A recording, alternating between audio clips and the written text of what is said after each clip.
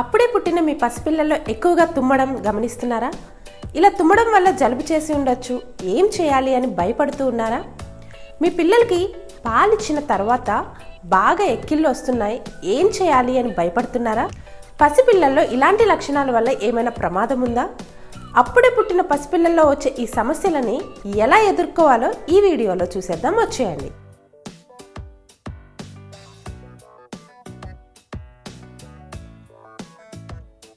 Hello mummies and daddy's, welcome back to మామా tips and cashew diaries.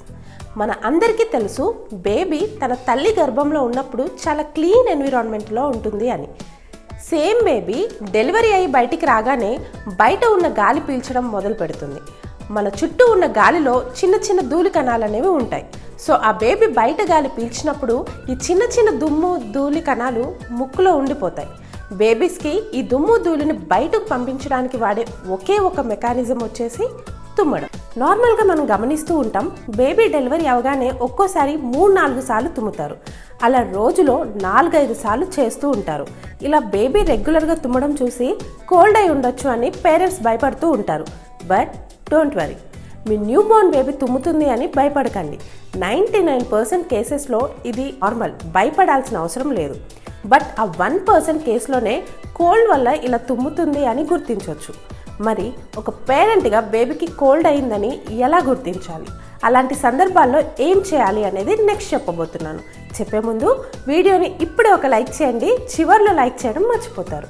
First, ఈ స్నీజింగ్కి main reason వచ్చేసి మన చుట్టూ ఉన్న వాతావరణంలోని దుమ్ము ధూళి కణాలు. రోజులు గడిచే కొద్దీ తల్లి గర్భం నుంచి వచ్చిన పసిపిల్లలు కూడా ఈ వాతావరణానికి అలవాటు పడిపోతారు. అప్పుడు ఇలా కంటిన్యూస్గా తుమ్మడం అనేది ఆగిపోతుంది. కానీ ఇలా కంటిన్యూస్గా తుమ్మడం అనేది నార్మల్ అని గుర్తించడానికి ఇక్కడ కొన్ని కండిషన్స్ ఉన్నాయి. బేబీ చక్కగా పాలు తాగుతూ యాక్టివ్గా ఉండి తుమ్ముతూ ఉంది అంటే ఆ స్నీజింగ్ అనేది నార్మల్ థింగ్, దానికి వరీ అవ్వాల్సిన పని లేదు.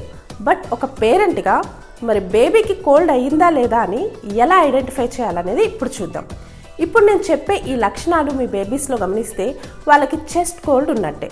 చెస్ట్ కోల్డ్ ఉన్న బేబీస్ ఫస్ట్, పాలు సరిగ్గా తాగరు. సెకండ్, చాలా ఫాస్ట్గా శ్వాస తీసుకుంటూ ఉంటారు. థర్డ్, సరిగ్గా నిద్రపోరు. ఈ సిమ్టమ్స్ కనుక మీ న్యూ బోర్న్ బేబీస్లో గమనిస్తే వాళ్ళకి చెస్ట్ కోల్డ్ ఉందని ఐడెంటిఫై చేయవచ్చు. ఇలాంటి సందర్భాల్లో ఏం చేయాలి అనేది నేను ఆల్రెడీ ఒక డీటెయిల్డ్ వీడియో చేశాను, చూడండి. లింక్ అనేది డిస్క్రిప్షన్ బాక్స్లో ఇస్తాను. వీడియో పైన ఐ బటన్ని క్లిక్ చేసినా మీరు వీడియో చూడొచ్చు. నెక్స్ట్, న్యూ బోర్న్ పేరెంట్స్ని ఎక్కువగా భయానికి గురి చేసే సిచ్యువేషన్ వచ్చేసి పిల్లలకి వెక్కిలు రావడం. న్యూ బోర్న్ బేబీస్కి వెక్కిలు ఎందుకు వస్తాయి, అప్పుడు ఏం చేయాలనేది చూద్దాం. జనరల్గా మన బాడీలో లంగ్స్ కింద ఉన్న డైఫ్రామ్ మజిల్ ఇరిటేట్ అయినప్పుడు హికప్స్ అనేవి వస్తాయి. బేబీ పొట్టకి డైఫ్రామ్కి గ్యాప్ అనేది తక్కువగా ఉంటుంది కాబట్టి పిల్లల పొట్ట నిండినప్పుడు పొట్ట వెళ్ళి ఈ డైఫ్రామ్ని పుష్ చేస్తూ ఉంటుంది. ఇలా పుష్ చేసినప్పుడు డైఫ్రామ్ ఇరిటేట్ అయ్యి హికప్స్ వస్తాయి. డైఫ్రామ్ ఇరిటేట్ అయ్యి హికప్స్ రావడానికి చాలా రీజన్స్ ఉంటాయి. హికప్స్ రాకుండా ఎలాంటి జాగ్రత్తలు తీసుకోవాలో చూద్దాం. ఫస్ట్ రీజన్, పిల్లల పొట్ట గాలితో నిండడం. జనరల్గా పాలు తాగేప్పుడు పిల్లలు ఏం చేస్తారంటే పాలతో పాటు కొంత గాలిని కూడా మింగుతూ ఉంటారు. దీనివల్ల పిల్లలకి పొట్ట నొప్పి, వెక్కిలు రావడం జరుగుతుంది. అలా పొట్టలో ట్రాప్ అయిన గాలి అనేది ఏదో రకంగా బయటికి రావాల్సి ఉంటుంది. అందుకే జనరల్గా ఏం చేస్తామంటే పాలు తాగేసిన తర్వాత ఒకసారి తేన్పు తెప్పించాల్సి ఉంటుంది. పిల్లలకి బర్ప్ ఎలా తెప్పించాలి అని నేను ఒక వీడియో ఆల్రెడీ చేశానండి, లింక్ కింద డిస్క్రిప్షన్ బాక్స్లో ఇస్తాను, చూడండి. నెక్స్ట్ రీజన్ వచ్చేసి బాటిల్ ఫీడ్ చేసే మదర్స్ యాంటీకాలిక్ బాటిల్ని యూజ్ చేయకపోతే పిల్లల పొట్టలోకి గాలి వెళ్ళిపోతుంది. ఫీడింగ్ బాటిల్ ఎంచుకోవడంలో జాగ్రత్త వహించాలి. బెస్ట్ ఫీడింగ్ బాటిల్స్ వచ్చేసి first, doctor Brown's natural flow feeding bottles and second, Philips 7 anticolic bottles best feeding bottles. Baby ఫీడింగ్కి ఈ బాటిల్స్ యూజ్ చేయడం వల్ల పొట్టలోకి గాలి వెళ్ళదు, పిల్లలకి పొట్ట నొప్పి, వెక్కిళ్ళు లాంటి సమస్యల నుంచి కాపాడుకోవచ్చు. ఈ బాటిల్స్ లింక్స్ కింద డిస్క్రిప్షన్ బాక్స్లో ఇస్తున్నాను, చూడండి. నెక్స్ట్ రీజన్, పాలు ఇచ్చేటప్పుడు ఫీడింగ్ పొజిషన్ కరెక్ట్గా లేకపోతే పిల్లల పొట్టలోకి గాలి వెళ్ళిపోతుంది. బేబీకి ఫీడ్ చేసేటప్పుడు ఎప్పుడైనా అప్ రైట్ పొజిషన్లో ఫీడ్ చేయాలి. అది ఎలా అంటే ఈ విధంగా చెయ్యి పైన వేసుకొని కానీ లేదా feeding pillow or normal pillow వేసుకొని ఫీడ్ చేయడం వల్ల పిల్లల పొట్టలోకి గాలి అనేది ఎంటర్ అవ్వదు. Next reason, over feeding and fast feeding. జనరల్గా బేబీస్ మార్నింగ్ టైంలో ఎక్కువగా నియర్లీ 5-6-7 అవర్స్ వరకు పడుకుంటారు. ఈ గ్యాప్లో మదర్ బ్రెస్ట్ మిల్క్ ఎక్కువ అయిపోయి బేబీ లేవగానే ఆకలి అయితే ఫాస్ట్గా తాగేస్తూ ఉంటారు. ఒక్కోసారి వాళ్ళ స్టమక్ కెపాసిటీ కన్నా ఎక్కువగా తాగుతూ ఉంటారు. ఇలా తాగగానే వాళ్ళకి ఎక్కిలు వస్తూ ఉంటాయి అండ్ ఎక్సెస్ తాగిన మిల్క్ కూడా బయటికి కక్కేస్తూ ఉంటారు.